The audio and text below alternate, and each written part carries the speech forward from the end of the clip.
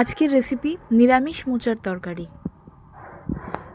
তার জন্য আমরা এখানে প্রথমেই মোচাটাকে সিদ্ধ করতে বসিয়ে দিয়েছি।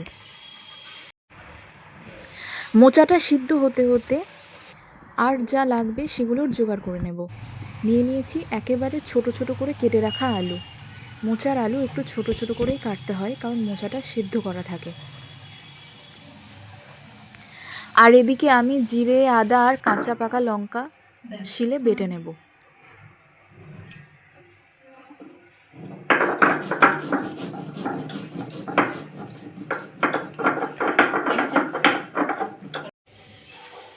মোচাটা সিদ্ধ হয়েছে কিনা দেখে নিয়ে মশলা বাটা হয়ে গেলে মোচাটা বন্ধ করে দেব।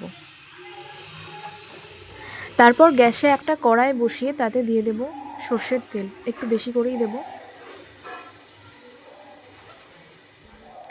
তেলের মধ্যে দিয়ে দেব শুকনো লঙ্কা আর 5 ফোড়ন। তারপরে দিয়ে দেব কেটে রাখা আলুগুলো।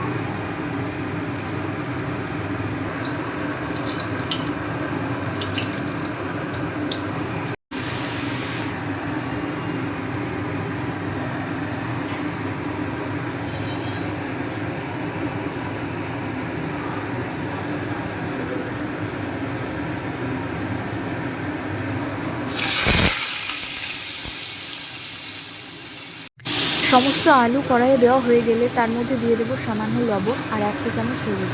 আলুটাকে লাল করে ভেজে নিতে হবে।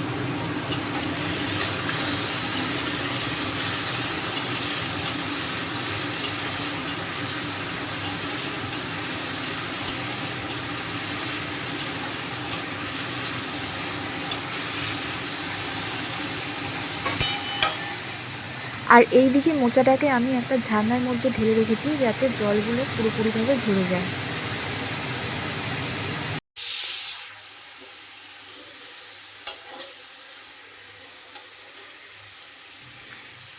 আলু ভাজা হয়ে গেছে, এরপর এর মধ্যে দিয়ে দেবো বেটে রাখা মশলাটা।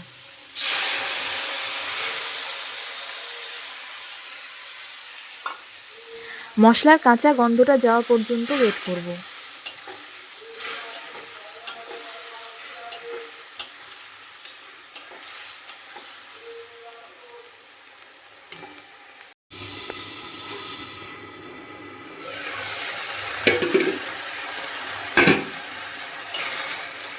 মশলা কষানো হয়ে গেলে এর মধ্যে দিয়ে দেব সেদ্ধ করে রাখা মোচা। তারপর দিয়ে দেব 1 চা চামচ হলুদ।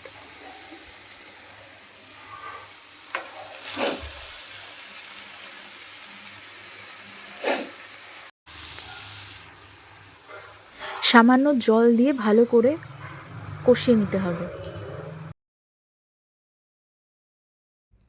ঢাকনা দিয়ে আলু আর মোচাটাকে ভালো করে কষিয়ে নিয়েছি। এরপর এর মধ্যে দিয়ে দেব 1 চা চামচ চিনি। এই সময় একবার লবণটা টেস্ট করে দেখে নেব, প্রয়োজন হলে দেব, না প্রয়োজন হলে দেব না। তারপর দিয়ে দেব 1 চা চামচ গরম মশলার গুঁড়ো আর 2 চা চামচ ঘি। এই রান্নার টেস্ট কিন্তু ঘিয়ের উপরেই নির্ভর করে। ব্যাস, তাহলেই তৈরি আমাদের নিরামিষ মোচার তরকারি।